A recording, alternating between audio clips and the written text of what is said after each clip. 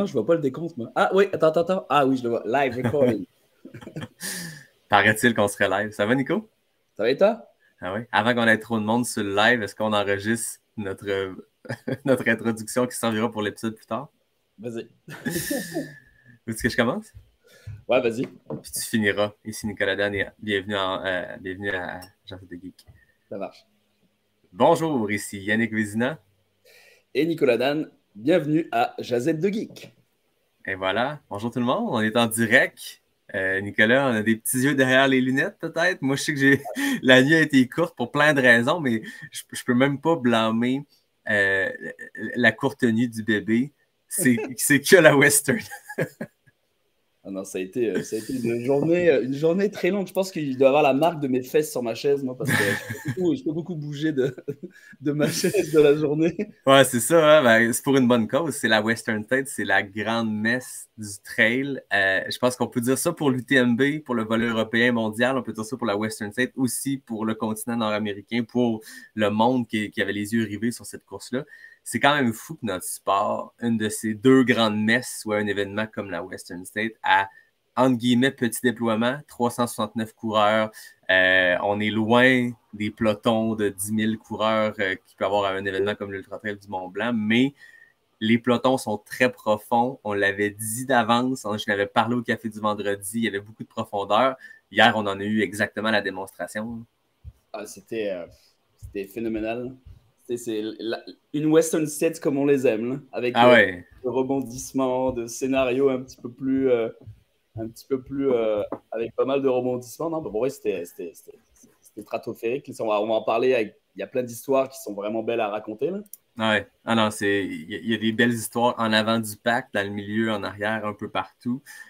Mais on a eu droit à des performances exceptionnelles de la part de plusieurs athlètes. Ouais. Des conditions qui étaient quand même clémentes. Ouais, c'était moins chaud. C'est genre la 5e journée la plus fraîche de l'histoire de la Western State. C'est quand même cool. Ouais. Ça a permis, il disait qu'il parlait beaucoup de 28 degrés, etc. Donc c'était quand même cool. Ouais. Ils ont quand même eu des conditions un peu rock'n'roll sur le haut de la première grosse montée, avec pas mal de bouettes et tout ça. Ouais. Mais non, au niveau de la météo, on voyait beaucoup de monde qui prenait quand même pas mal de glace, etc. Là, mais genre, il y a des gens comme Courtney ou autre chose que des fois, ils mettaient même pas de glace quand ils passaient au ravito. Ah, C'est un indicateur que c'était peut-être un petit peu moins chaud que les années précédentes. Là, mais... Exact. Je pense que c'est chaud comparé à la plupart des courses, mais quand tu te prépares pour la Western State, tu peux t'attendre à des journées comme l'an passé, 2022, ou d'autres éditions où c'est extrêmement chaud. Donc, tu fais un protocole d'acclimatation à la chaleur. Donc, tu te prépares à potentiellement avoir du 50 degrés d'un canyon. Fait que quand c'est finalement 28, c'est quasiment du luxe. C'est pas la même game quand tu y penses. Là. Non, c'est ça. Puis on a vu la différence, ne serait-ce que dans les temps. On pourrait y revenir, mais c'est ça. C'était une journée qui était quand même assez clémente. Puis moi, je m'attendais, j'avais écouté des podcasts des gens qui sont habitués aussi quand je préparais le café du vendredi. Puis je m'attendais à ce que la neige en début de parcours ralentisse plus les athlètes que ce qui est arrivé. Je pense que les gens étaient préparés. On avait beaucoup de montagnards aussi là-dedans, des gens qui sont habitués à de la grosse course alpine. Tu sais, une Courtney qui a gagné l'UTMB, qui est habitué à ça. Mathieu, Dakota Jones, des gens qui n'ont pas peur de courir dans la neige, que c'était pas une surprise. Ludovic Pomeray. Donc, on peut croire qu'avec le bon équipement, ça n'a pas eu tant d'effet. Et à la limite, ça a peut-être fait qu'ils ont parti plus smooth. Contrairement aux Chinois qui est parti. On y reviendra. Mais c'est ça, je pense que ça a peut-être permis de commencer plus tranquillement parce que de toute façon, il faut que tu te battes contre le fait de rouler un peu dans le vide, dans de la neige, dans de la boîte. Mais dès que ça a été sec, la machine est ouverte, puis ça a été assez stratosphérique à tous les niveaux. Là. Ouais, il y en a pas mal qui ont pris leur temps. Tu vois vraiment pas mal par rapport au split de la passée sur certains coureurs. Là, tu vois qu'ils ont quand même été un petit peu plus smooth. Là, mais le fait d'avoir eu le japonais qui a un peu tiré dès le début sur le devant du pack, là, ça a quand même suivi derrière, mais ça a quand même, ils l'ont quand même laissé partir puis ils se sont dit c'est bien correct, là, mais non, Ouais. ils ont quand même été quand même plus prudents. Mais il y a quand même des gars, moi je pensais qu'ils allaient partir un peu plus prudemment, qui étaient quand même genre sur le devant du pack assez vite. Là. Ben, qu'on va revenir, c'est Tyler Green, qui est un gars, pour mettre les gens en perspective. C'est pas un nom qu'on entend beaucoup parler dans les plateaux élites internationaux, blablabla. Ça reste que le gars, il a une 2e place à la Western en 2021, une 4e l'an dernier. Donc, grosse performance. Puis, d'habitude, c'est un gars qui part plus lentement et qui joue Pac-Man. Puis là, il est parti vraiment en avant. Bon, pas au niveau de, je veux juste dire le bon nom. Non, je ne l'ai pas ici. Hein. Ah oui, Jaiju Zhao. Bref, le chinois. Selon Dylan Bowman, c'est Jajajou. Ouais, Jajaju, ça dépend de qui le dit. Dans tous les cas, il est parti extrêmement rapidement. Écoute, après 5 miles, 3 miles, il était genre en avance sur les records du parcours et tout. Puis le monde était comme, qu'est-ce qui se passe? Mais je veux dire, c'est pas la première fois qu'on voit, on le voit à l'UTMB en 2021, des coureurs. Typiquement, souvent, c'est les coureurs chinois qui arrivent, qui partent comme des balles, puis qui explosent comme des popcorns. Puis c'est exactement ce qui est arrivé. Ils ont trop regardé de vidéos de Zach Miller à la North Face. Ils se sont dit peut-être que ça marche de partir aussi vite. Il arrive en haut de la butte, il s'est perdu en haut de la butte, puis il est arrivé en haut, puis il avait déjà encore de l'avance sur les autres. Là. Ah non, ça n'a aucun sens. Tu l'as vu dégringoler au classement, puis tu te dis, c'est un peu normal. Mais Tyler Green, c'est ce gars-là, de toute façon, il performe que. De toute façon, il fait que la Western quasi. Ouais. Il ne fait jamais vraiment beaucoup. Après, le gars, il fait beaucoup de courses, genre localement, en Oregon, etc. Là, mais lui, c'est un prof d'éducation physique. Là. Il a un kid, il est bien relax, puis il part toujours conservateur. Puis il l'a dit dans son interview d'après, il fait, je suis parti conservateur, mais il dit, je me suis dit, pourquoi pas y aller. Il a été un peu emporté sur le pack du devant, puis après ça, il est resté dedans, puis il s'est dit, une belle journée, tu y vas. Là. Ah oui, exact. Quand tu as des bonnes sensations, tu te retiens. C'est incroyable. 2 deuxième places, une 4e place.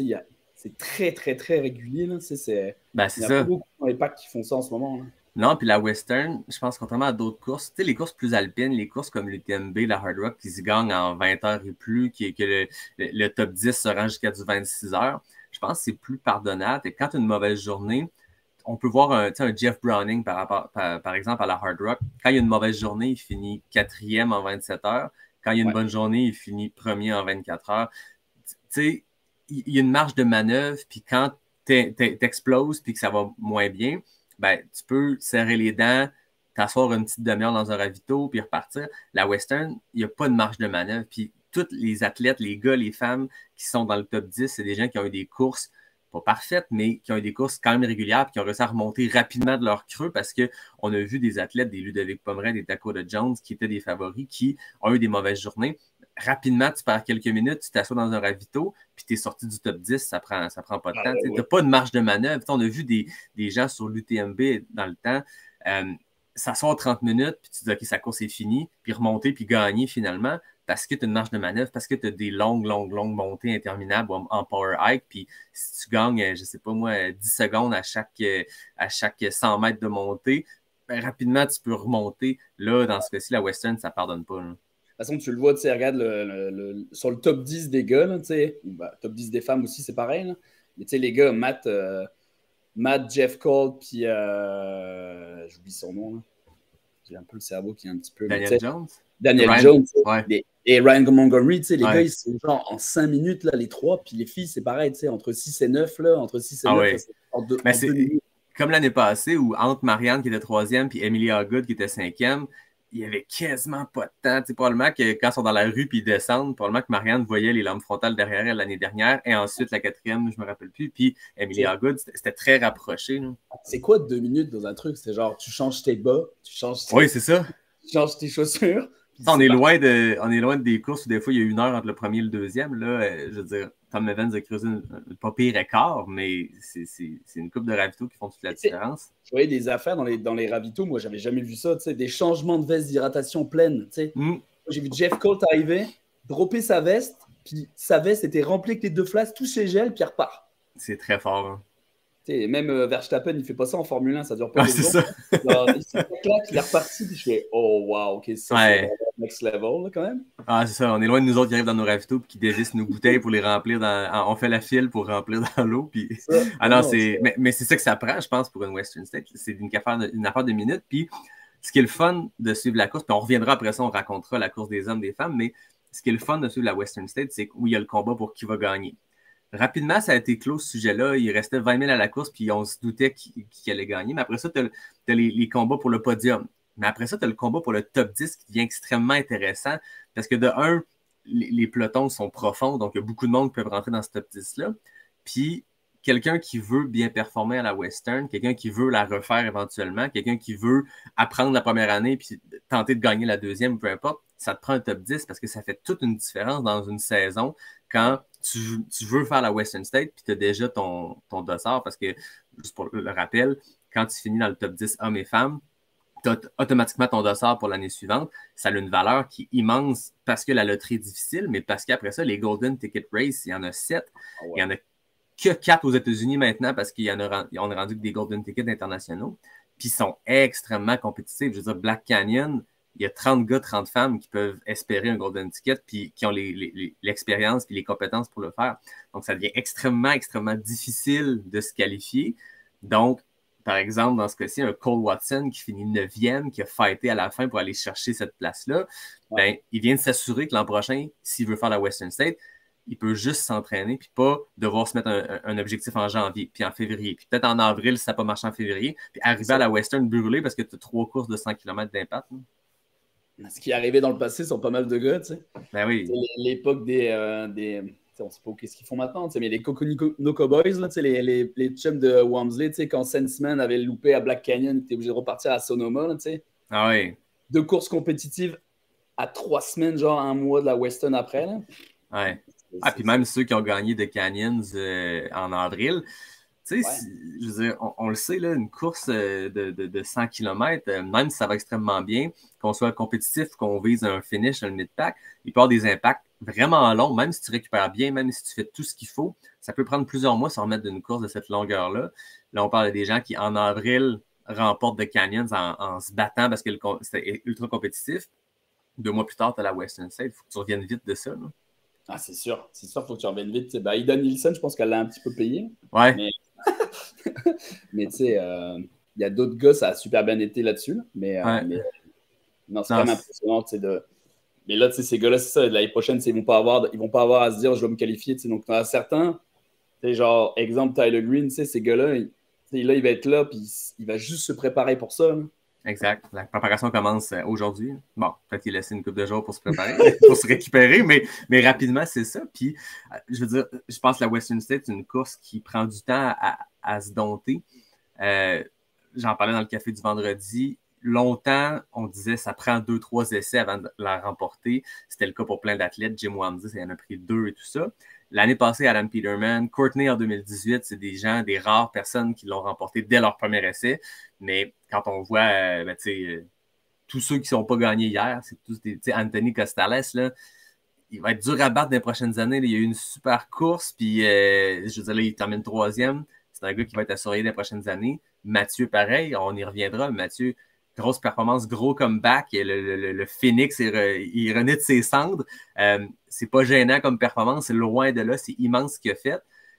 On s'entend que s'il décide d'y retourner, ben de un, il a déjà son ticket pour 2024, mais il vient d'avoir une dose d'expérience. Toutes ces personnes-là qui finissent pas en première place, ben, ils viennent d'apprendre et tout ça, puis c'est une course qui est dure à dompter.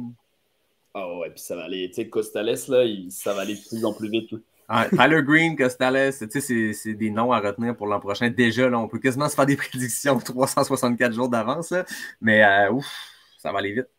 Mais ouais, lui, tu sais, moi, c'était mon Dark Horse un peu. Là. Je savais pas trop où le placer à chaque fois. Là. Dans mon fantasy pick avec Dylan Coleman, moi, je l'avais mis 5. Mais non, ce gars-là, il est dangereux. Tu sais. Chaque course qu'il fait, de toute façon, il fait podium.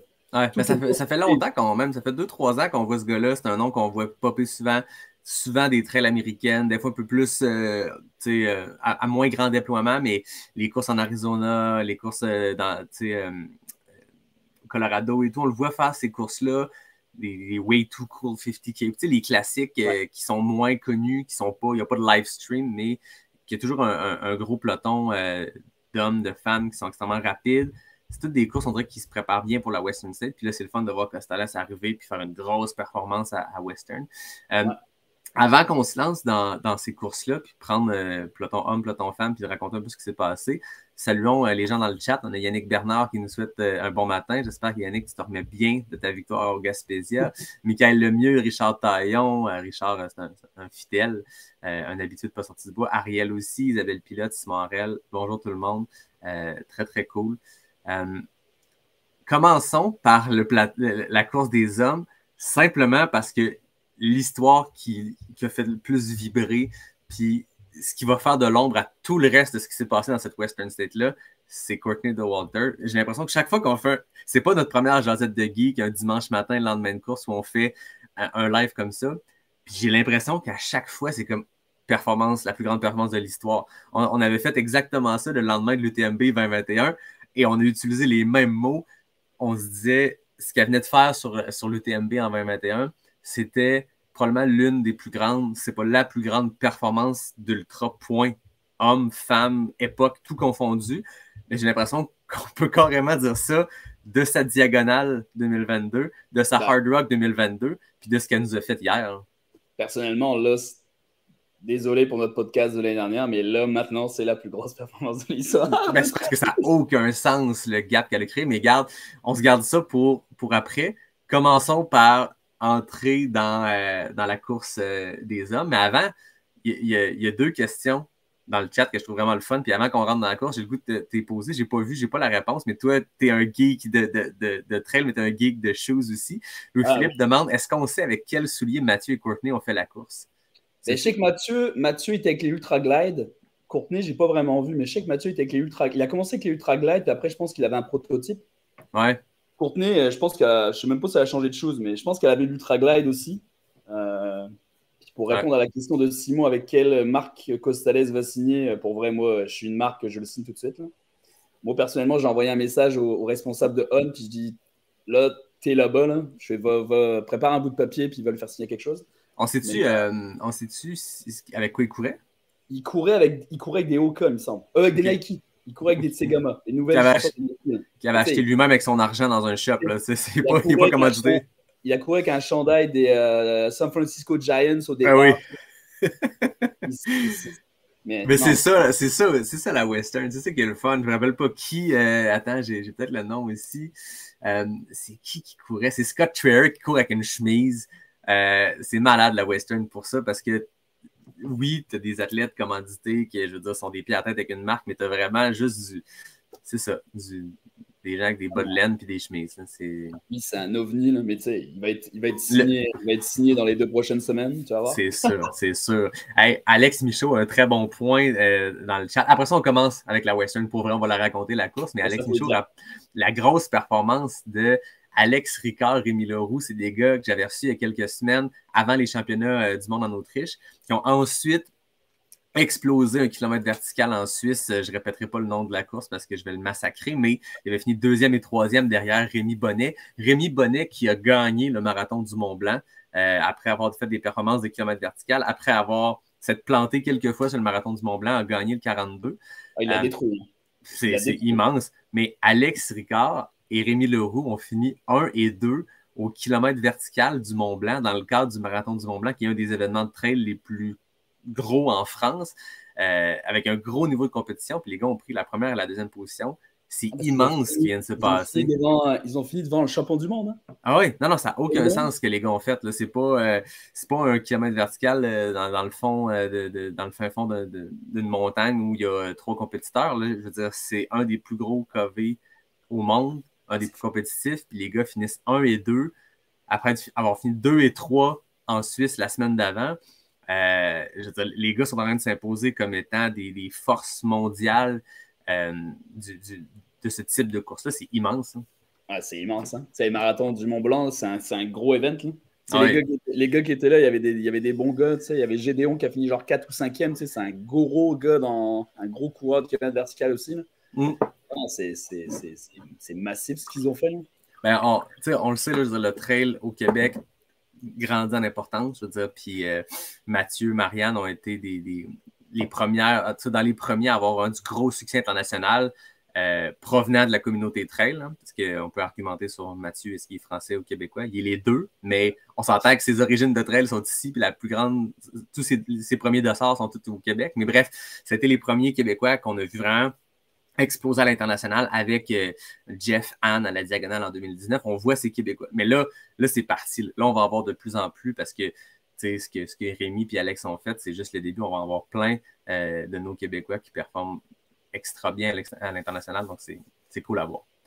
Ah ouais, pour Mm. vrai. Puis, moi, je mets un petit big up à un de mes amis, Benoît Gaillard, qui a quand même fini 10e à l'Andorre by UTMB, là, Ouais, qui finit à 50 minutes de Arthur Bouillon, puis à genre 1h30 de Pau-Capel. C'est quand même, en s'entraînant sur le Mont-Royal, tout est très, très possible. fort. Ouais, Tout est puis l'année passée, elle n'avait pas fait top 10 aussi sur la TDS.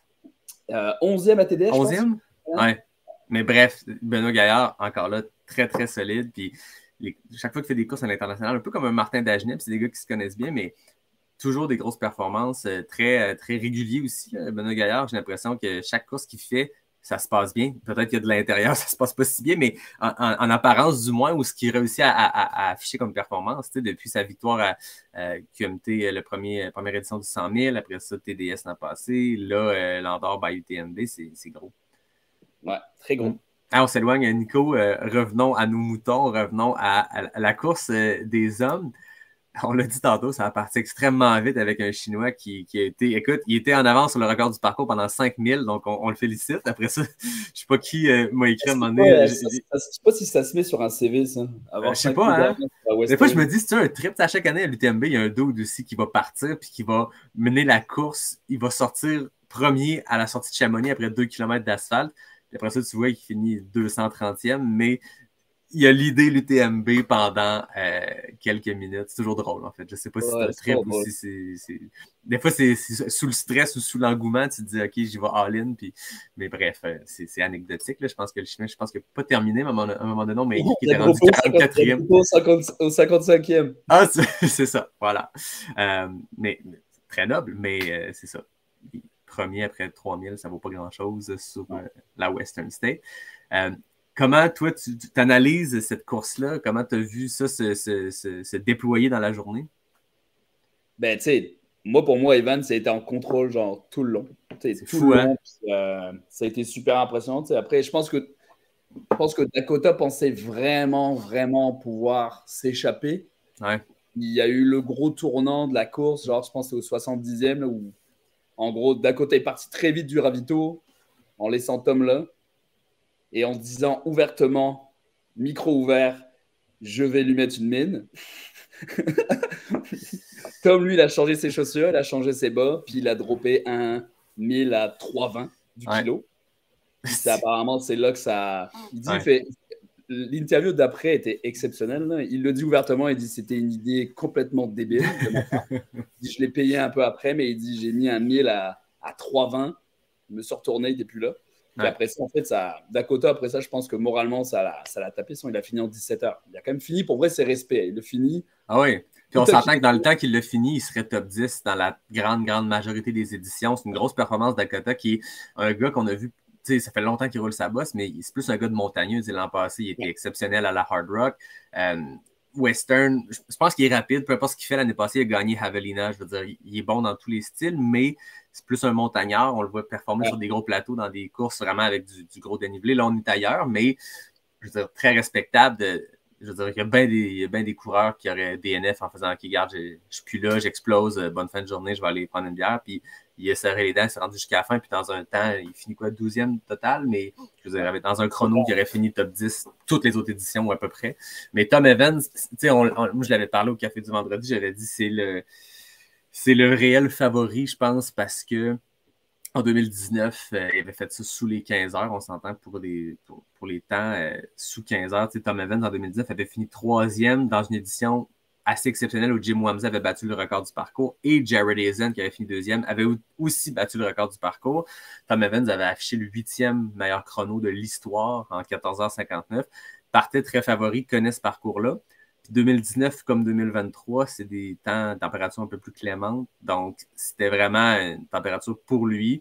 Puis, il a livré la marchandise. En fait, tous les yeux arrivaient sur lui. Puis, je veux dire, il n'avait pas le droit à l'erreur parce qu'il était en tête, parce qu'il courait avec Dakota Jones, parce qu'à un moment donné, il s'est échappé.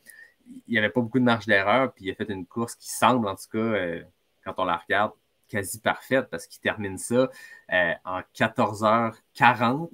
Ce qui lui vaut le 4e meilleur chrono de l'histoire. Puis devant lui, il y a 2 fois Jim Wamsley et 1 fois Jared Hazen. Fait qu'officiellement, il y a 2 personnes qui sont allées plus vite que lui dans l'histoire de la Western State.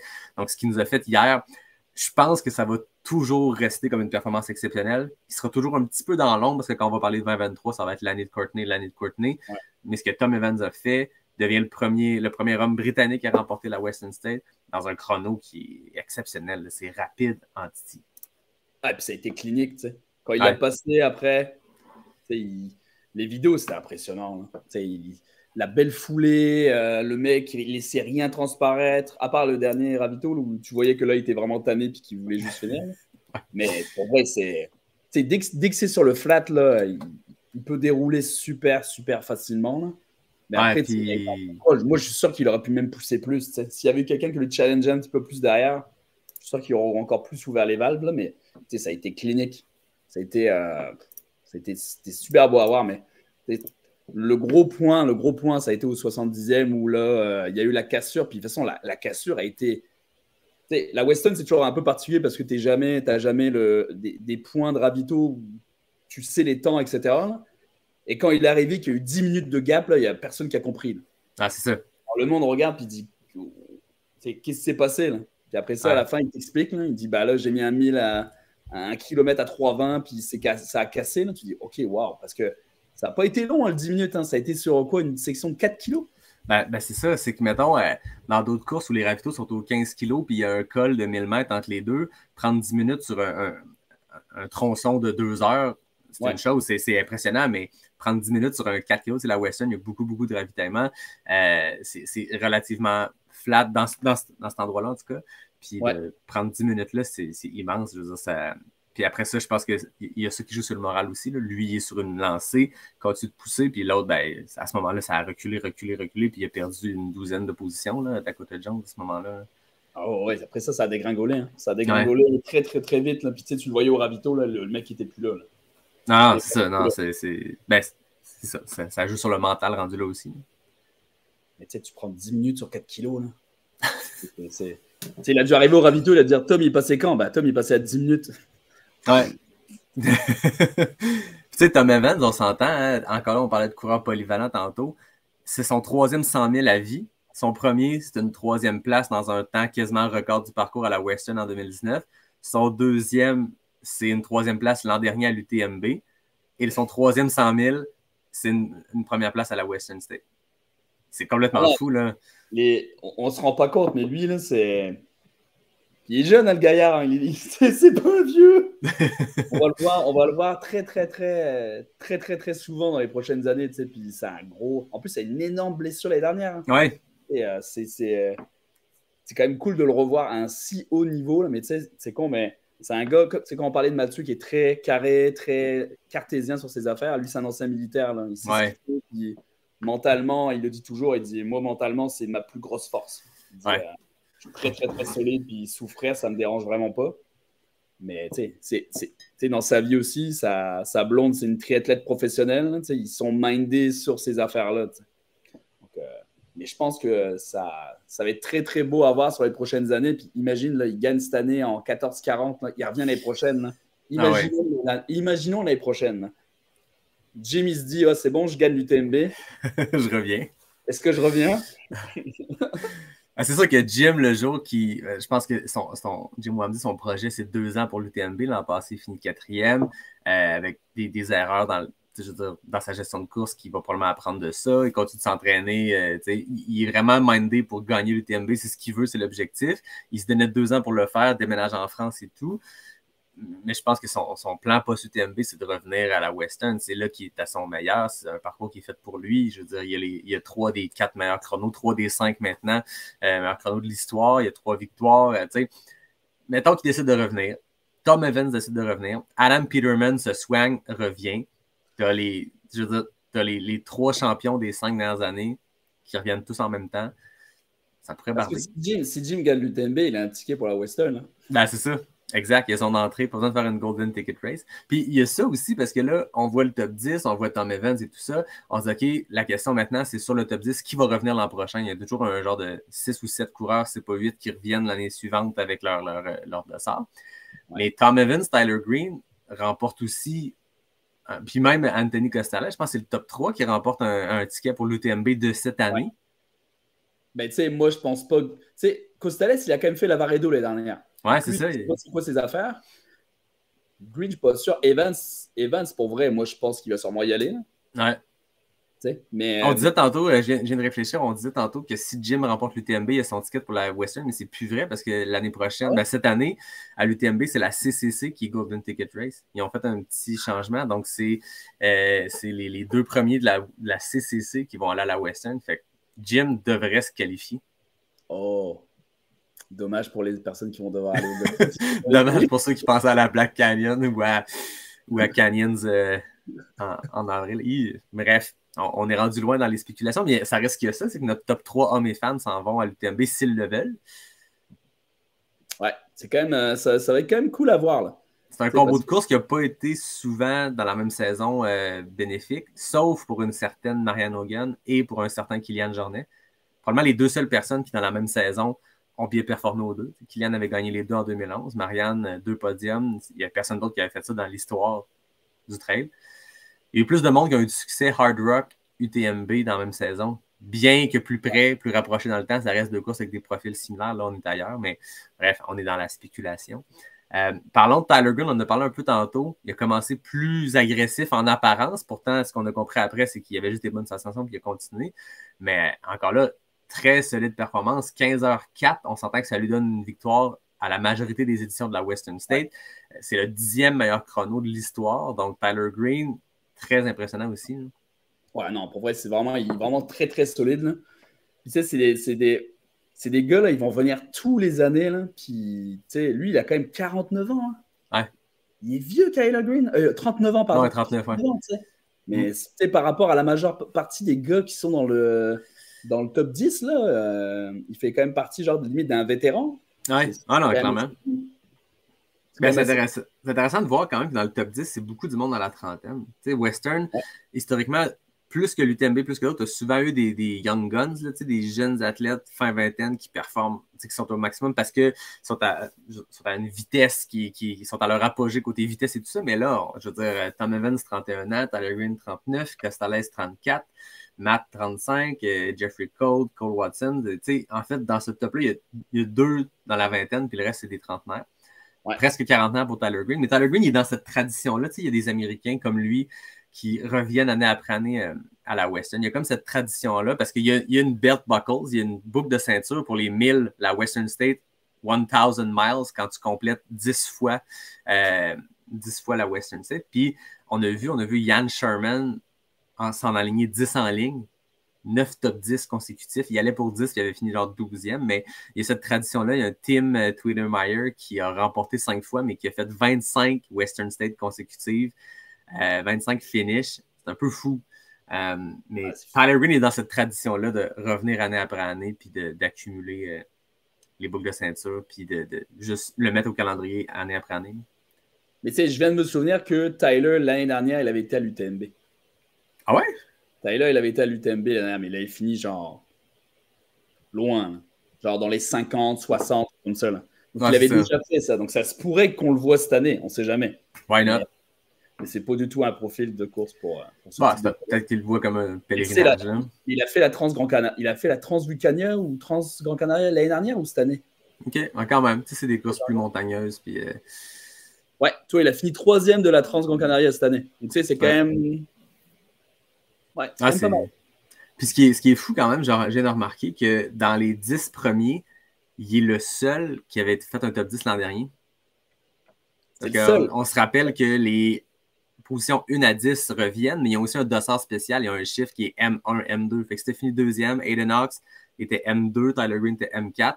Dans le top 10, c'est le seul qui a un M dans son dossard. C'est le seul qui venait du top 10. Alors qu'on avait, je pense, 7 gars qui revenaient. Puis je pense que 6 ou 7 gars qui revenaient de l'an dernier. Tyler Green est le seul qui s'est glissé dans le top 10. Donc, belle régularité. Tu sais, Ludo Pomeré, il a fini 12. Arlen Glick, qui était M3, il a fini 13. Ouais. Todd Trier, il a fini 15. Cody Lynn, il a fini 16. Tu sais, les gars du top 10 de l'an dernier, ils l'ont eu un peu rough cette année. Là. Ouais. C'est 2 éditions complètement différentes en température. Fait que des fois, il y a des gens qui performent vraiment très bien dans la chaleur. Je pense que j'entendais les commentateurs niaisé en disant que Harlan Glick doit être déçu qu'il fasse si frais parce Ouais. que c'est un gars qui performe toujours bien quand il fait extrêmement chaud. Harlan Glick est un des favoris, clairement. Mais bon, fini 13e, vraiment pas gênant. Mais je pense que c'est un gars qu'on voyait faire un podium si c'est pas une victoire. Puis c'est un peu Mais plus. chez les filles, tu sais, toutes les filles qui avaient fait top 10, à part un ou deux abandons, je pense qu'elles ont toutes fini, elles ont toutes fini dans le top 10. Là. Ah non, c'est ça, exact. Simon Harel dans le chat dit que solide performance de Ludovic Pomeray est arrivé une semaine avant la course sans protocole d'adaptation. C'est vrai, c'est toujours aussi solide, c'est un métronome. T'sais, Antoine Guillon a le nom du métronome, mais Ludovic Pomeray, c'est le même genre de métronome. L'an passé, il avait fini 6e, il termine 12e, mais dans des chronos quasi semblables. Il arrive, puis dans son, j'avais lu une interview un peu de lui avant. Là, il voulait finir en 16. Bon, c'est très bien que les gars comme ça, ils veulent finir plus vite. Là, c'est un peu ce petit. Il finit en 16-20. Mais il a eu rough.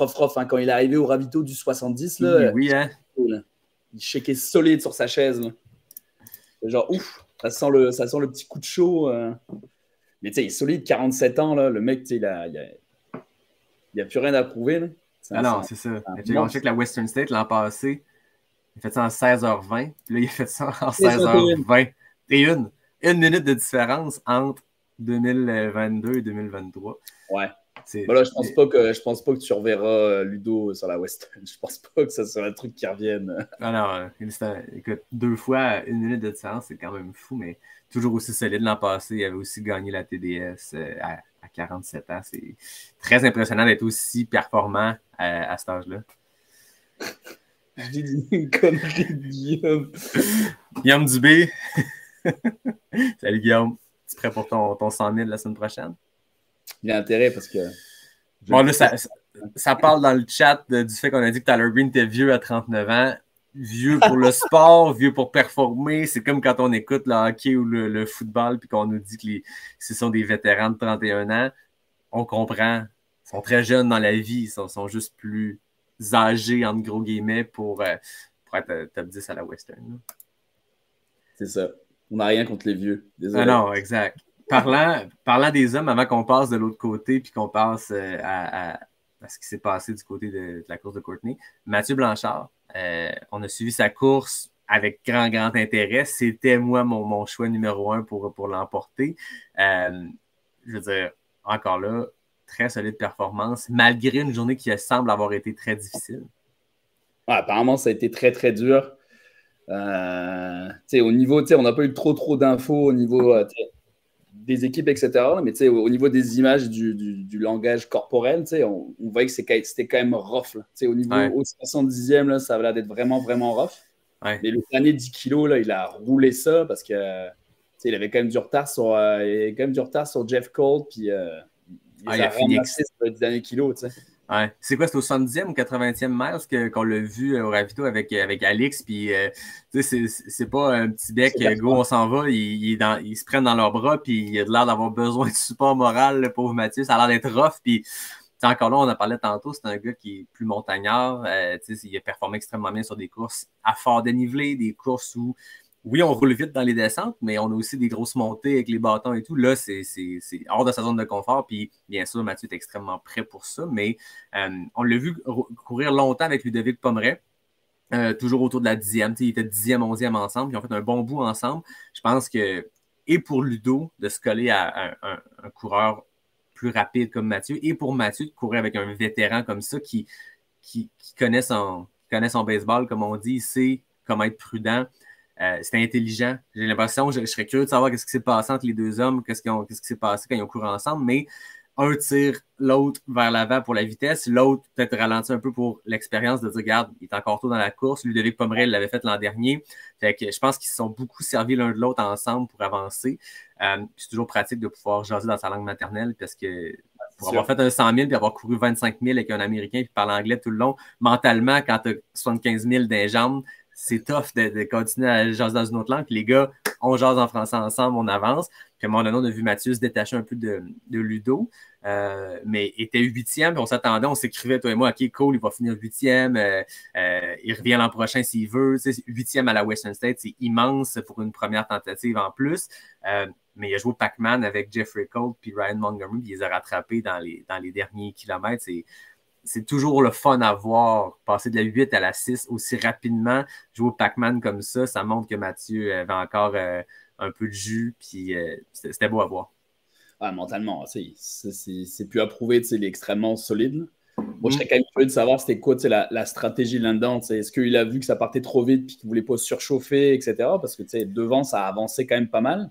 En fait, plus on voyait l'écart avancer, puis plus on se disait genre, OK, il ne faut pas que l'écart avec la tête soit plus de 20 minutes. Là, parce que si tu as 20 minutes de retard, après, il faut que tu commences à ramasser le retard petit à petit. Mais c'est parce que les gars devant, il n'y a pas un très, très gros écart de vitesse, là, mais Tom Evans, il roule. Là. Donc, si tu as 20 minutes de retard sur lui, c'est très, très compliqué de pouvoir revenir dessus. Donc, je serais quand même curieux de savoir qu'est-ce qui s'est passé en tant que tel. Je pense que la chaleur, ça a quand même dû jouer énormément là-dessus. Là. Même s'il était acclimaté, on est tous des humains, puis des mauvaises journées, ça arrive. Là.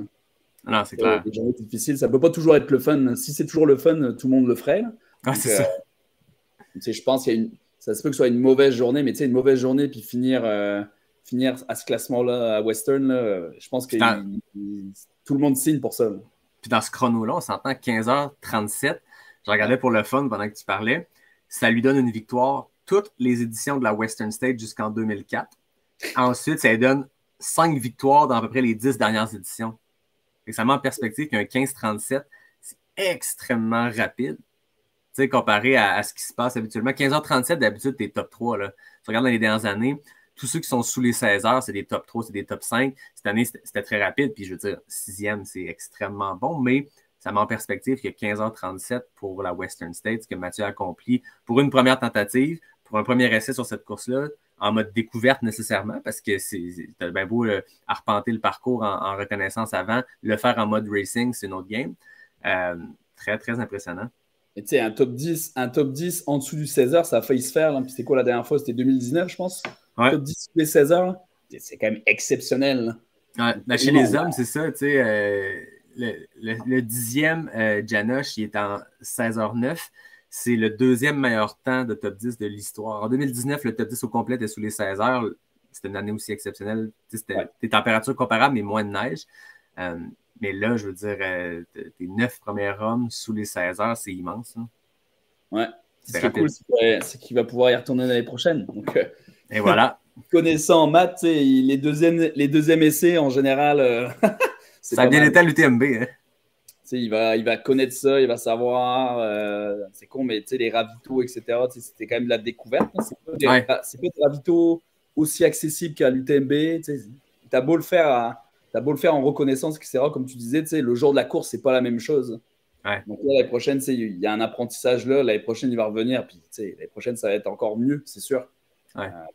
Je m'en fais tu le disais, pour les ravitaux, c'est quand même complexe parce que je parlais un peu avec Marianne pendant la journée, avec Olivier Gagnon ou Josiane, je ne sais pas qui gère leur compte Instagram, un des deux, mais il y avait 2 équipes de support. Puis la plupart des athlètes, c'est ce qu'ils ont parce que la course va tellement vite, puis les ravitaux sont tellement difficiles d'accès que ça ne peut pas être la même équipe qui te suit de ravito en ravito. Fait que son équipe principale, où il y avait, je pense, un peu plus de stock pour ses ravitaux principaux, c'était Marianne, Alix, puis Thibaut avant que Thibaut embarque comme pacer.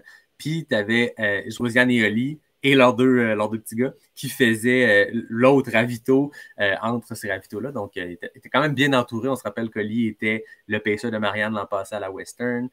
Donc, belle équipe. Beau party, je pense qu'ils ont vécu. Je parlais avec Marianne aussi. C'était son anniversaire, d'ailleurs. Hein? Joyeux anniversaire à Marianne Hogan. C'était son jour de fête. Je pense qu'elle a eu une très belle journée, comme me disait. Le trip de vivre la course aussi, dans un rôle différent. Mais en support à Mathieu et tout, ça devait être un beau trip, là. Oh non, c'était une belle course, puis tu sais, hâte de le voir sur d'autres affaires. Ouais. Parce que, tu sais, ça reste qu'il a eu une très, très grosse année, là. Donc, là, je ne sais pas trop ce qui s'en vient, là, parce que je ne pense pas que ça sera l'UTMB, donc je pense que ça sera sûrement la Diag. Ouais. Parce que s'il veut faire l'UTMB, il faut qu'il se qualifie. Hein. Quoique maintenant, tu sais, quand j'ai reçu Mathieu en janvier, on avait parlé de la Pro Trail Runners Association, qui est l'organisation des coureurs qui vont mettre de la pression où il faut pour des fois faire changer les choses. Puis, on le sait, le système l'UTMB est un peu, pour les athlètes élites, c'est un peu particulier, le nouveau système avec la World Series, qu'il faut absolument que tu te qualifies dans des courses. Mais là, je ne sais pas si c'est effectif cette année ou l'année suivante, mais ta cote ITRA, ou en tout cas ta cote UTMB World Series, qui est pas mal le même calcul, maintenant peut permettre de te qualifier. Fait qu'il va y avoir des spots pour l'UTMB, la CCC, l'OCC qui sont réservés à des athlètes qui n'ont pas fait de course par l'UTMB, mais qui ont une cote digne de mention, je suppose. Donc, Mathieu, clairement, une cote digne de mention. Mais c'est toujours drôle de voir que le deuxième homme qui a fait le deuxième meilleur temps de l'histoire de l'UTMB ne peut pas y retourner l'année suivante de par lui-même. En même temps, c'est peut-être pas ce qu'il veut, Mathieu. Ouais, c'est ça. Donc, hâte de voir ça va être quoi la suite de l'année. Parce que ça peut être très, très intéressant aussi. Là. Mais chez les hommes, pour vrai, moi, je trouvais que c'était une super belle course. Après, chez les femmes, c'était autre chose. Je pense qu'on est rendu là. Ça a été complètement fou. Puis ça fait plusieurs années que la Western du côté féminin est intéressante pour plein de raisons. C'était 2021 où il y avait, en fait, les deux dernières éditions, il y avait beaucoup, beaucoup de femmes dans le top 20, ce qui ne s'était jamais vu auparavant. Des fois, la première femme finissait 19e au scratch. Ça fait plusieurs années qu'on voit beaucoup de femmes très, très bien performer. Dans la grosse chaleur, on le voit. C'est souvent ça les femmes sont plus endurantes. On l'a vu l'année dernière. C'est une année extrêmement difficile côté température. Puis les femmes ont été beaucoup plus solides, beaucoup plus près des temps réguliers versus les hommes où ça avait été beaucoup plus lent comme course. On en avait parlé il y a exactement un an dans cet épisode-là d'ailleurs. Mais hier, ce que Courtney a accompli et ce que Katie Scheidt a accompli, c'est stratosphérique. Pour mettre en perspective, le record du parcours d'Ellie Greenwood tenait depuis 2012, mais non seulement tenait depuis 2012 en 16h47, mais il n'y a personne qui s'en était approché à 23 minutes de ça. Le meilleur temps depuis, c'était Beth Pascal en 2021 en 17h10. Ruth Croft l'année passée en 17h21. On est quand même quasiment une demi-heure de plus que le record d'Ellie Greenwood de 2012. Même en 2019, quand la température était hyper clémente et que les hommes avaient super bien performé, Claire Gallagher avait gagné ça en 17h23. Solide chrono, mais on est loin du 16h47 d'Ellie Greenwood. Personne s'en était approché jusqu'à hier où il y a un manque de respect total de ce record du parcours-là. Ça n'a aucun sens. Ça. Le respect est enterré. Il y a une statue déjà qui sont en train de faire de Courtney à l'entrée du stade. Mais c'est débile. Son temps n'a aucun sens. Quand Kylian Jornet commence à tweeter des affaires sur toi, c'est que je pense que tu as fait une belle performance. Hein. Ils ont sorti une stat qui est quand même, après ça reste des stats, puis on ne sait pas comment ça se passe. Son temps, la Western, c'est équivalent à un 2,12 sur marathon. Mais quand ils prennent le rapport dénivelé et tout ça. Mais puis la fille, elle a fait le sourire en arrivant sur le bateau, en faisant des coucous à tout le monde. Pas de glace. Elle arrivait dans ravito, elle passait. On dirait qu'elle avait un système d'air climatisé qui la suivait. Elle arrivait au ravito fraîche, à peine mouillée de la face. Les autres arrivaient détruits. Je veux dire, il y a des coureurs, des coureuses qui ont arrivé dans les ravito, puis j'étais comme, je les reconnaissais pas parce qu'ils avaient l'air d'avoir pris 15 ans d'âge. C'est souvent ça que ça arrive, là. Je veux dire, c'est difficile pour le corps, puis la face, des fois, en dit long sur la difficulté du parcours. Mais Courtney arrivait comme si elle était en train de faire une balade du dimanche en zone 1 dans une prairie en cueillant des fleurs. C'était ridicule à quel point elle arrivait aussi fraîche. Gestion de course parfaite. Elle a couru longtemps où on se disait, hey, ça va être une bonne bataille avec Katie Scheidt. Ils se tenaient l'une l'autre. Ils étaient tout près. Puis à un moment donné, l'écart s'est creusé.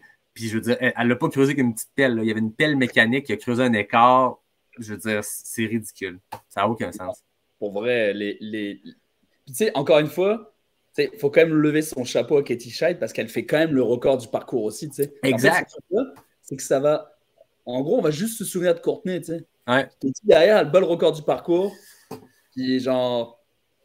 C'est con, mais c'est un peu genre en second plan parce que ça va être une. Qui finit 6e overall, qui casse le parcours, puis qui finit. Ça va être une note de bas de page dans l'histoire de la Western State, dans l'histoire de la trail, ce que Katie Scheidt a fait, malheureusement. Parce que si Courtney n'était pas là hier, aujourd'hui, on serait autant emballé de parler de la performance de Katie Scheidt qu'on l'est de parler de Courtney. On aurait, tu sais, je veux dire, rien enlevé à Tom Evans, à Costales, à Tyler Green, mais les deux performances les plus impressionnantes, à mon sens, à moi, c'est Katie Scheidt et c'est Courtney. Mais Katie, ça va être une note de bas de page dans l'histoire parce que Courtney a fait 15h29. Ça n'a aucun sens. Pour vous donner une idée, Kylian Jornet, quand il a remporté la Western State en 2011, il a fait ça en 15h34. Courtney fait 15h29. Tantôt, je vous parlais de Mathieu qui, avec 15h37, aurait remporté la grande majorité des éditions de la Western State. Courtney, avec 15h29 aussi. elle aurait remporté 37 des 45 Western States dans l'histoire au scratch. Elle serait première. Ce qu'elle a fait hier, c'est ridicule. Une des stats qui m'a fait le plus capoter, c'est entre le ravito de Forest Hill et la rivière.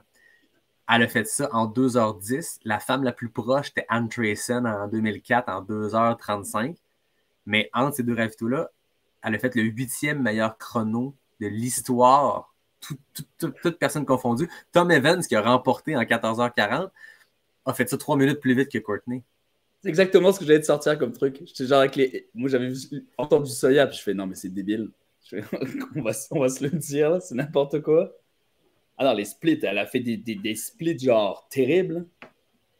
Parce que tu sais, Courtney a toujours torché dans tout ce qu'elle fait, mais les courses montagneuses. C'est UTMB, Hard Rock, Diagonale des Fous. Elle a fait les 3, elle a le record du parcours des 3, elle a remporté les 3, elle a explosé tout ce qui se faisait sur les 3.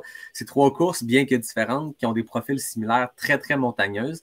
Puis Courtney, quand elle a gagné la Western States en 2018, c'était dans un bon chrono, mais on se disait pas, OK, Courtney, c'est la Jim Walmsley féminine, c'est la grande perche qui court des splits pas possible, hyper rapidement. Elle a fait une performance extrêmement solide, mais c'était pas sa vitesse qui était dans la liste des choses qui font Courtney la meilleure au monde. La vitesse n'est pas dans le top 3. Il y a plein d'autres raisons. C'est une montée, il n'y a personne qui peut la battre en montée. Mentalement, elle est extrêmement forte. Il y a plein de choses. Mais hier, elle a fait une performance à la Jim Walmsley, de juste être extrêmement, extrêmement rapide. Les portions roulantes, elle les a explosées comme si elle était au début de son entraînement pour un 10 km. T'sais. Mais elle avait 140 km d'impact, puis elle roulait à un pace, une foulée magnifique. Ça n'avait aucun sens. Là. Je veux dire, quand elle descendait la rue à la fin, là, ça semblait tellement facile. Mais t'as vu la track? La track, là, moi, je serais juste curieux d'avoir juste le temps sur la track. Et tu sais, tous ces ravitaux, les ravitaux où elle se posait, ça durait pas longtemps. Il y a des ravitaux, genre, en fait, elle passait. Ouais. Tu disais, man, t'es flasque. Qu'est-ce qui se passe, là? Genre, c'était hallucinant. Hallucinant. Moi, j'ai jamais vu ça. Pour vrai. Tu sais, toujours avec le sourire, des coucous à tout le monde. Là, tu voyais les gars arriver, genre Jeff Cole, Ryan Montgomery, les gars, ils étaient genre, ah man, je suis mort, là. Puis je contenais, hey, ça va? Coucou? Tu sais? Ah non, en fait, je pense qu'elle avait déjà le statut de la GOAT, la plus grande. Il n'y a personne qui. Je veux dire, c'est même plus de conversation. Tu sais, dans l'histoire de la trail, il y a eu plein de femmes extrêmement performantes, mais il n'y a personne qui a accompli ce que Courtney a accompli. Tu sais, Anne Trayson, il n'y a jamais personne qui va regagner 14 Western States en 16 ans. Mais c'était une autre époque. Elle arrivait là, elle était quasi toute seule, elle finissait 2e au scratch. C'était une autre époque, ça n'enlève en rien ce qu'elle a fait, mais elle a très bien performé sur une course 14 fois. Anderson n'a pas remporté d'autres courses ailleurs. Mais Courtney, pour sa polyvalence, puis Courtney, pour l'explosion de tous les records du parcours de chaque course qu'elle fait, puis pour les top 10 au scratch qu'elle fait partout, il n'y a personne qui est même près de ce qu'elle accomplit. Je veux dire, entre 2018 et aujourd'hui, elle a gagné les 4 plus grandes courses, disons les 4 courses les plus impressionnantes, les plus compétitives, les plus difficiles au monde. La Western States, la Hard Rock, l'UTMB, la Diagonale. Ces 4-là, c'est le Big Four, c'est les plus difficiles, c'est les plus compétitives. Non seulement elle les a gagnées, la seule autre personne qui les a gagnées, c'est Kilian. Mais elle les a gagnées. En ce moment, elle possède le record du parcours sur les 4. Puis elle les a pas battus, les records du parcours, par quelques minutes. Sur ces 4 courses-là, elle a pulvérisé les records du parcours. Tu sais, je veux dire, le record d'Ellie Greenwood, qui n'était pas battu depuis 11 ans, que personne s'en approchait, elle a retranché 78 minutes. Non, c'est débile. Puis tu sais, ça va être. Moi, je vois pas une seule, tu sais, à date, on sait pas, mais tu sais, moi, je pense pas que dans mon vivant, je verrai quelqu'un qui va pulvériser ce truc-là. Je pense que c'est terrible. Mais en fait, le truc maintenant, c'est que il va falloir qu'elle se trouve des challenges, là, parce que c'est plus marrant. Là. Genre, à un moment donné, tu sais, là, cette année, elle se met le challenge d'aller à la Hard Rock juste après, là, mais en fait, ça va être ça après. Je pense qu'elle va se mettre des trucs genre l'année prochaine, ce sera UTMB Diag, puis ça sera Western, Hard Rock, UTMB, tu sais. Déjà, je pense que Simon Harel l'a dit dans le chat. En ce moment, tu le dis déjà, dans des courses individuelles, elle a tellement tout accompli que cette année, la Western, c'était la première moitié de son défi, c'est qu'elle tente le combo Western State Hard Rock, qui est un combo à 2 ou 3 semaines d'intervalle selon les années. Cette année, c'est 3 semaines. Ouais.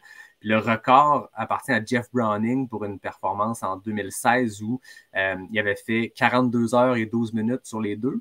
Puis cette année, Courtney se lance là-dessus. Harlan Glick aussi. Harlan Glick a fini quasiment 1 heure et demie après Courtney. Mais tu sais, quand elle a annoncé qu'elle faisait ça, j'étais allé faire j'allais lire un peu, j'étais allé voir son meilleur temps western, son meilleur temps hard rock.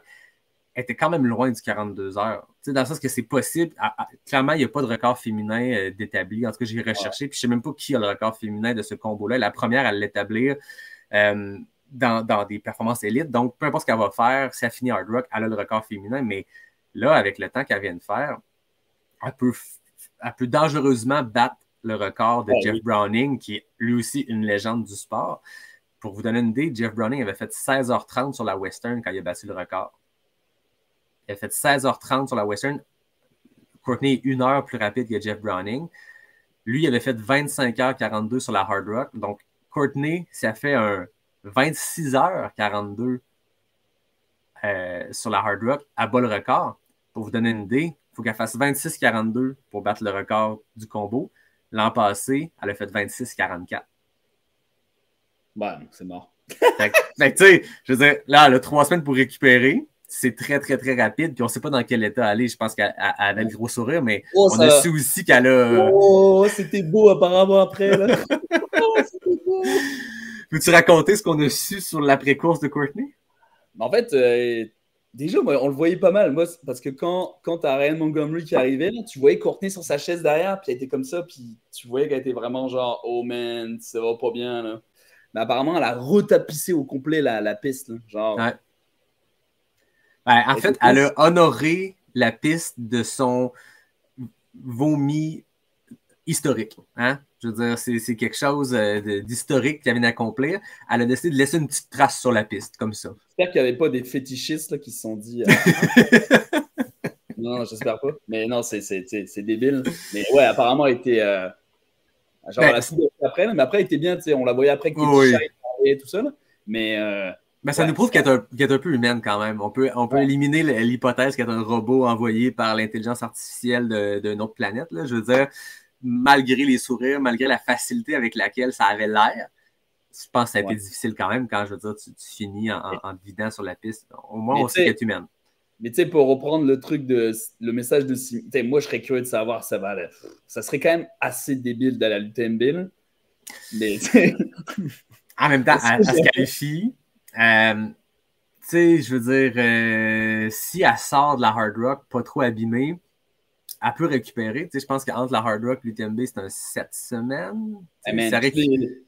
Les physios et machin, ils vont finir en position de sécurité. Là. Ils vont trouver ça genre, oh man, tu peux pas faire ça. La récupération. Mais ça serait fou. Là. Ouais. Ça serait fou de voir c'est quoi son plan. Là. Parce que si elle va à ça, là, imaginons que ça fait le triplé. Là, Ben déjà, le doublé Hard Rock Western, il y a très peu de personnes qui se sont frottées à ça. Elle a une chance, elle va établir un record féminin qui va être dur à battre, mais elle va surtout peut-être battre le record de Jeff Browning qui a fait ça à son top, là, je veux dire, au sommet de sa forme. L'année d'après, il avait gagné la Hard Rock. Je veux dire, il était très solide. Déjà, ce doublé-là, je pense que c'est le genre de projet peut-être parce que, comme tu disais, qu'est-ce qu'elle peut faire? Elle a battu toutes les courses, les records partout. Peut-être que les objectifs vont devenir ce genre d'enchaînement-là. Tu sais, il y a le doublé Hard Rock Western qui est très ambitieux, mais il y a un petit enchaînement qui s'appelle le Grand Slam of Ultra Running, le Grand Chelem, qui est d'enchaîner Western, Vermont, Leadville et Wasatch, les 4 plus vieux 100 000 américains. Il existe ce record-là. Ian Sharman a le record de temps combiné très ambitieux. Gediminas Grimius avait tenté de le battre en 2019, il n'avait pas réussi. Gediminas, c'est un des tops au monde aussi.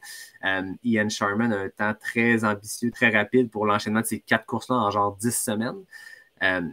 Courtney a déjà son entrée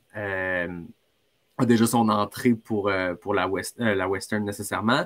Le Vermont 100, il y a une pige, mais tu peux acheter un dossard solidaire.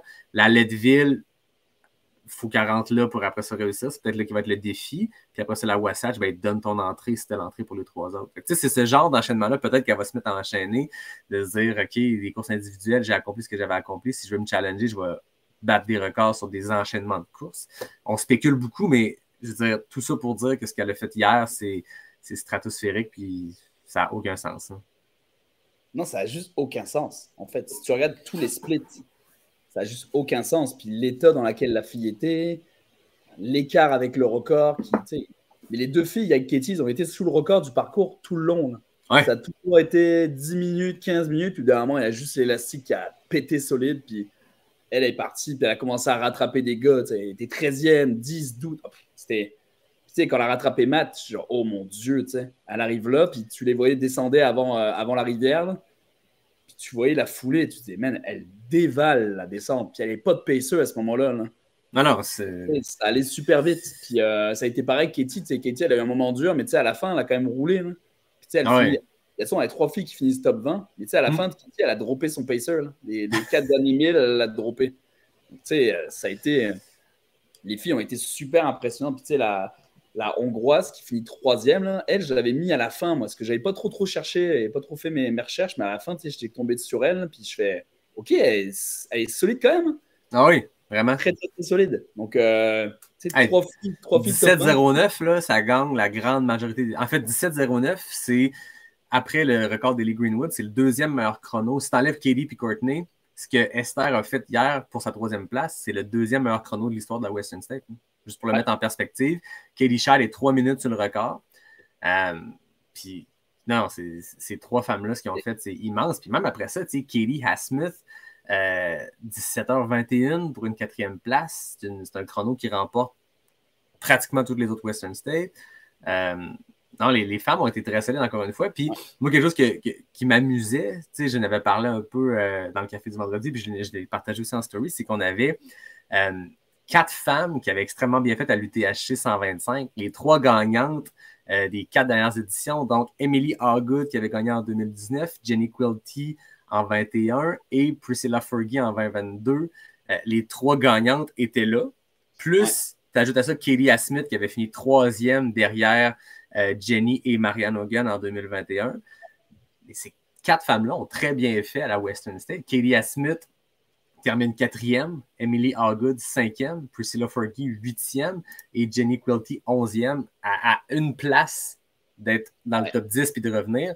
Donc, ces 4 femmes-là qui ont extrêmement bien fait à la Western, à la l'UTHC 125, pardon, font très bien à la Western. Il y a peut-être quelque chose là-dedans. Hein. Est-ce qu'une course est une belle préparation pour l'autre? Je ne sais pas, mais c'est un beau hasard, je trouvais, d'avoir ces 4 femmes-là. Puis ça montre à quel point l'UTHC réussit à amener des athlètes internationaux de calibre exceptionnel. Je veux dire, 4 femmes dans le top 11 de la Western State, c'est sur le plus gros stage au monde. Là. Ah non, c'est fou, là. C'est vraiment fou, hein. Parce que, tu sais, on va peut-être pouvoir amener Courtney ou Katie l'année prochaine. Il faudra en parler à Marlene, là, mais... Ben, c'est ça. Non, c'est quand même impressionnant. Puis Katie, elle a bougé genre de place en place toute la journée. Là. Ça a été assez impressionnant. Elle a descendu relax. Elle a été 14e pas mal tout le long. Puis après ça, commencé à descendre puis finir 4e. Ouais. Non, c'était des belles journées. Des belles journées pour les filles qui ont couru l'UTHC. Ouais, non, pour vrai, c'est tellement le fun à suivre comme course. Puis oui, il y a peu de réseaux, donc le live stream, on a peu d'images, mais à un moment donné, ça devient qu'on en a plus parce qu'on arrive dans les parties où il y a un peu plus de civilisation. Le dernier, à partir de la rivière, on a un suivi qui est complètement fou. Il y avait des shots de drone à un ravito. Tu avais la caméra au ravito qui voyait l'athlète passer, plus le drone qui suivait. Pour une course qui est bien profonde dans les déserts, les canyons californiens, le suivi était vraiment exceptionnel. Il y a Nico Fréret, notre geek, le geek qui complète notre trio, dont on va essayer de se reparler pré-UTMB comme l'an dernier, qui dit dans les commentaires, le tort pour Courtney, j'avoue, elle a déjà ses street cred dans les 200 mètres, on s'entend, elle avait gagné au scratch le Moab 240 il y a quelques années. Donc, ce serait intéressant de l'avoir sur le tort, une course complètement différente des 200 000 américains. Elle serait bien là-dessus, là. Elle serait très, très bien là-dessus.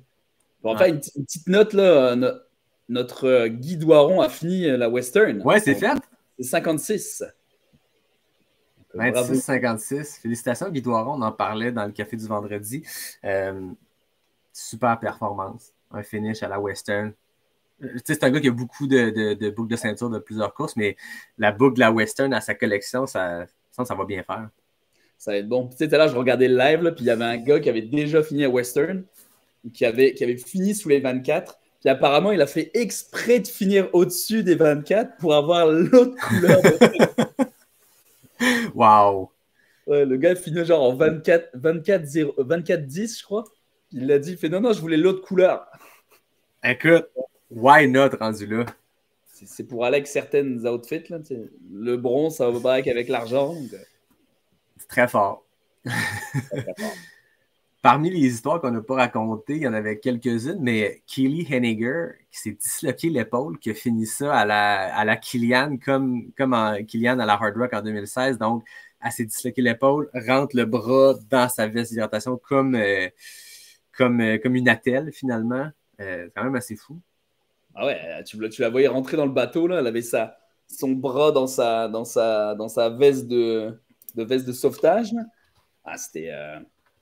Non, c'était encore une belle histoire. Je me suis dit, oh, encore une petite Kylian qui va faire ça. Là. Mais elle n'a pas fini, je pense. Hein. Elle n'a pas fini finalement? Non, je pense pas qu'elle ait fini. Je pense qu'elle a abandonné, genre, ouais, c'est ça, elle a drop. Mais elle a drop au 80, donc elle a drop après. Parce que c'est ça, quand elle s'est disloqué l'épaule, il disait sur live, ils font, ouais, mais son crew, il est pas là. Son crew, il est 4 km derrière. Donc en gros, après, elle a dû partir avec son bras pour aller dropper de l'autre côté. Aïe. Ouais. Une histoire qui était cool aussi, il y en a deux affaires que je veux qu'on parle parce que c'est des histoires du mid-pack, du backpack qui sont vraiment, vraiment le fun. Zachary Bates, qui était le plus jeune à tenter la Western cette année à 21 ans, c'est un jeune homme qui est autiste, qui parle quasiment pas, puis il est super intéressant à suivre sur les médias sociaux. C'est sa mère, je pense, qui gère son Instagram et qui partage un peu son parcours. Il a terminé ça en 23h37. 21 ans, terminé dans le top 100, mais terminé aussi sous les 24 heures. Lui, il va avoir sa belle boucle de ceinture argent. C'est immense comme performance. Hein. Immense. Ouais, c'est immense. C'est vraiment immense. T'sais. Finir sous les 24 à la Western, c'est débile. C'est débile. Puis, je sais pas, par rapport à la personne la plus vieille, là, je sais qu'il y en avait une qui avait genre dans les 70, je pense. Ben, en fait, il y a quelqu'un qui a 75 ans qui tente d'être la personne la plus âgée à remporter, à terminer la Western State. Il a drop. Ouais, c'est ça. Hein? Il a drop. Il a quand même drop au 70e 1000. C'est quand même impressionnant. Parce qu'en ce moment, on regarde, il y a Craig Brownstein qui a 90 000 de fit sur 100 qui va nécessairement finir, qui va terminer ça à 67 ans. Ken Ward à 66 ans. C'est impressionnant quand même. Là, je veux dire, c'est un 100 000 dans des conditions extrêmes. À 75 ans, je n'ai pas le nom de la personne, mais tentait de devenir la personne la plus âgée à terminer la Western State. Pas pour cette année. C'est Gene Dix. Gene Dix, je pense que c'est en... Ouais, c'est ça, exact. Ouais. C'est ça, exact. Bon. Ça ne s'est pas terminé c'est pas bien terminé cette année pour lui, mais il pourrait devenir à 60. Peut-être qu'il attend d'avoir 76. Hein, 75 ans là-dedans, c'est complètement fou. C'est complètement fou. Là. Ouais. Complètement fou. Dernière histoire que je trouvais cool de mentionner, Katie Scheid, performance exceptionnelle, termine deuxième de la Western State, pendant que son compagnon, son chum, Germain Grangier, remporte le 90 km du Mont-Blanc. On parlait tantôt du marathon du Mont-Blanc. La preuve longue, le 90 km, est devenue une épreuve mythique de la course de trail. C'est toujours un peloton extrêmement profond, extrêmement compétitif. Mais Germain Grangier l'emporte. Katie finit deuxième à la Western. Gros week-end pour le couple. Moi, j'étais genre... peut-être que moi, ma prédiction, c'était quand même Katie. Là. Donc, je me suis dit, oh, ça va peut-être porter bonheur. Germain qui gagne, peut-être Katie qui gagne. J'ai cru un petit peu, mais après ça, je me suis dit, bon, non, ta prédiction, on va passer par la fenêtre. Non, c'est quand même fou. Germain, 90 du Mont-Blanc, c'est très compétitif d'année en année. Ouais. Mais non, c'est un beau power couple. C'est à peu près l'équivalent de Tom Evans avec sa blonde. C'est des couples qui se tirent vers le haut. Là. En plus, Kylian Emily. Kylian Emily. Jim, sa blonde aussi, elle roule pas mal aussi. Ouais, j'ai vu qu'elle avait gagné une course en trail aux États-Unis l'année passée et tout. Ouais, elle roule pas mal, sa blonde. Je ne sais plus comment elle s'appelle. Bref. Mais non, c'est impressionnant, Germain. Donc, c'est pareil. Je pense que Germain, en plus, il me semble qu'il est sur l'UTMB. Je ne suis pas sûr, mais il me semble j'ai vu ça. Ouais. Ça. Encore une fois, l'UTMB va être très Est-ce que Katie sera de retour sur l'UTMB? On s'entend qu'elle était la championne en titre. C'est elle qui l'a remporté l'année passée. Bon, là, elle s'entraînait clairement pour la Western. Elle avait son golden ticket de l'UTMB pour la Western. Mais là, la Western lui donne... Hein, c'est comme une roue qui tourne. Hein? Tu peux gagner l'une, puis après ça, l'autre te donne l'entrée pour la suivante. Mais est-ce que Katie va tenter le doubler cette année? En tout cas, juste de se réaligner sur l'UTMB, c'est déjà énorme. On s'entend que Marianne l'a fait l'année passée, puis il n'y a pas grand monde qui a réussi ça dans le passé, de bien faire sur les deux courses dans la même saison. Mais Katie, si les as sont alignés, pourrait très bien faire aussi cette année à l'UTMB.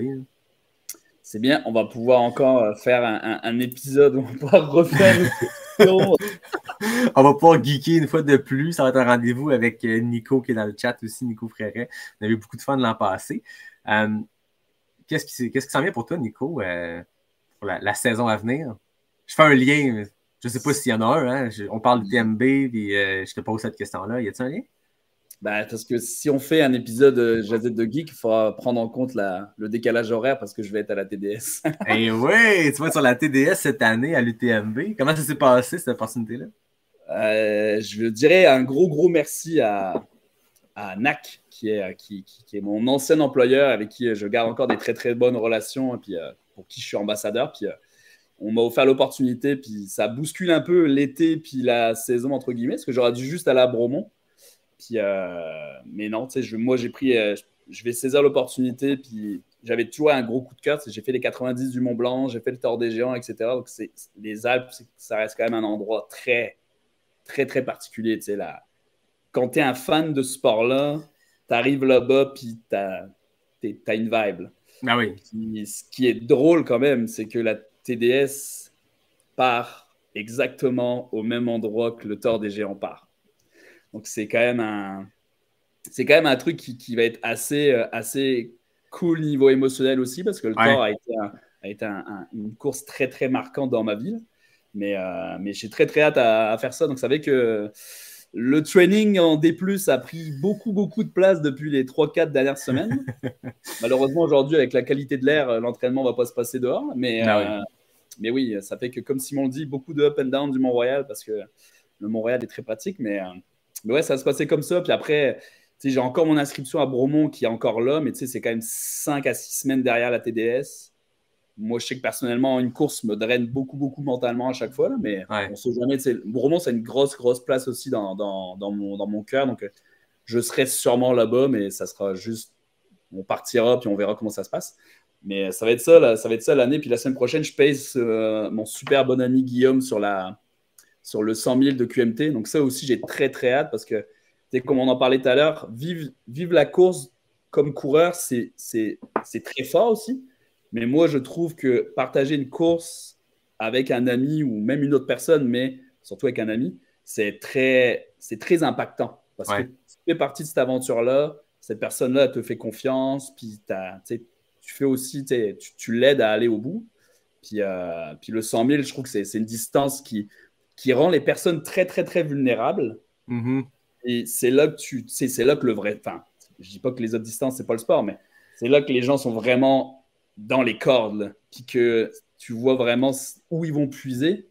Puis, donc ça va être ça mon reste de l'année, mais j'ai hâte de voir tout le monde à QMT la semaine prochaine, parce que j'ai l'impression que quasiment tout le monde va être là. Donc, ça va être un très beau week-end. Là, c'est une édition record du QMT en termes de nombre de participants, puis c'est une course qui est bien placée dans l'année pour être un objectif A ou pour être un build-up vers un objectif A. Puis c'est toujours un gros party. Il y a tellement beaucoup d'athlètes qui sont là, puis la communauté au complet est là, puis ça vibre autour de l'événement pendant un week-end. En plus, c'est un long week-end. En plus, il fait toujours beau, parfois très chaud, mais non, ça va être le fun au comité. J'espère qu'on va pouvoir s'y voir. Moi, je vais être là le samedi sur le parcours, et le dimanche, je serai là pour prendre ça cool en marchant un peu croche en lendemain de course. Toujours le fun, c'est aussi au QMT le dimanche. Hein, tu as les départs du 25, du 10 et tout ça. Puis tu as une gang qui ont couru la veille, qui marche un peu croche, qui se déplace péniblement vers un point à l'autre. C'est toujours très drôle un lendemain de course comme ça. Ouais. Toi, c'est quoi? Alors, t'as QMT, après, c'est quoi le reste? QMT 80, ça va être un gros test quand même. C'est une distance qui, les années passées, aurait été moins un objectif A, puis je visais du plus long. Mais là, avec l'arrivée de bébé en mars, l'entraînement a toujours continué, mais le volume a un peu baissé, puis c'est bien parfait. Là. C'est pour ça que j'avais mis le QMT 80 dans l'horaire, parce que je me disais ça va être la distance parfaite pour tester le volume à ce moment-là de l'année, mais surtout, si ça va moins bien, si j'ai pas l'entraînement à espérer, ben c'est une distance que je pense que je peux finir sur l'expérience et en serrant un peu les dents. Donc, puis c'est la plus belle portion à mon goût à moi du QMT, puis c'est le plus beau sentier à mon goût à moi au Québec, la traversée de Charlevoix, pas la traversée de Charlevoix, pardon, le sentier des Caps. Fait que QMT 80, puis ça va être un bon test pour voir si je suis prêt pour l'UTHC 125 en septembre. C'est une course que j'ai déjà faite, que j'ai déjà terminée, mais cette année, c'est ma course A, c'est ma qualif pour la Western, parce que un jour, Nico, on devra faire le Jazette de Geek en live le lendemain, à distance, à décalage horaire, parce que j'aurais fait la Western la veille. Imagine tous les deux, on a notre ticket. Ça serait exceptionnel, ça. Ça serait complètement fou de se faire une Jazette de Geek ensemble en live à Auburn, en Californie. Écoute, j'y crois. Mais moi, c'est l'objectif. Hein, je l'ai dit, moi, après l'UTMB l'an passé, la CCC, ça me prenait un autre objectif, juste très long terme, de se dire, OK, qu'est-ce qui va être la prochaine grosse affaire? Puis c'est la Western, donc je vais me qualifier. Je vais tenter de me qualifier. Oui, c'est ça, exact. Fait que c'est ça l'objectif. Puis je vais être au Chic Choc aussi pour couvrir l'événement, faire du bénévolat là-bas, puis le dimanche couvrir le 26. Fait que c'est un peu ça le plan de match pour le reste de l'année. Un bel été en perspective. Ouais. Écoute, Nico, merci beaucoup. Ça devient une tradition des lendemains de grosses courses, on geek ensemble, puis avoir les commentaires, avoir les écoutes qui suivent aussi quand je le mets, parce que bien sûr, après le live, je vais le pitcher sur les plateformes de balado. Avoir les écoutes, je pense que les gens aiment bien nous entendre geeker, puis vomir des chiffres à pu finir, puis comparer des choses, puis spéculer sur quelle course fera telle personne dans 2 ans. Beaucoup de spéculation, mais beaucoup de plaisir. Toujours beaucoup de fun avec toi, Nico. Merci beaucoup d'avoir été là. Toujours aussi du gros fun avec toi. Là. Puis c'est toujours cool de partager notre passion avec le monde. Je pense qu'on geek assez, puis on a quand même assez de connaissances là-dessus pour pouvoir expliquer, parce que des fois, c'est quand même des choses que le monde ne va pas faire de trop grosses recherches. Là, mais si nous, on peut aider puis accompagner dans des longues courses, dans des commutes de voitures. Oui, exact. Essayer de vulgariser des choses qui nous font triper, mais qui sont peut-être des chiffres et des stats, mais des fois, de les mettre en perspective. Moi, en tout cas, j'ai beaucoup de fun à le faire avec toi. Fait qu'on se dit à très bientôt pour le QMT. On va se voir là. Ouais. Pour un autre Jazette de Geek pré-UTMB, puis ça va être un trip de fou. Je ne suivrai jamais aussi intensément la TDS qui est tôt dans la semaine de l'UTMB, mais je vais la suivre celle-là avec grand intérêt, avec ton numéro de dossard. Ça va être bien trippant. Merci beaucoup, Nico. Merci à tout le monde dans les commentaires, ceux qui ont été là en live. Merci à ceux qui l'écoutent en différé. J'espère que vous avez eu autant de fun que nous. Moi, je remercie NAC, qui est le partenaire officiel de Pas sorti du bois, et la compagnie qui envoie Nico à Chamonix cette année. Merci à Noctem, partenaire de bière. Merci Capic 1, qui m'a fait un excellent café ce matin, toujours un Sahara Sunrise ce matin. C'était très, très bon. Puis à tout le monde, je vous dis à la semaine prochaine pour le prochain épisode de Pas sorti du bois, le podcast 100% trail.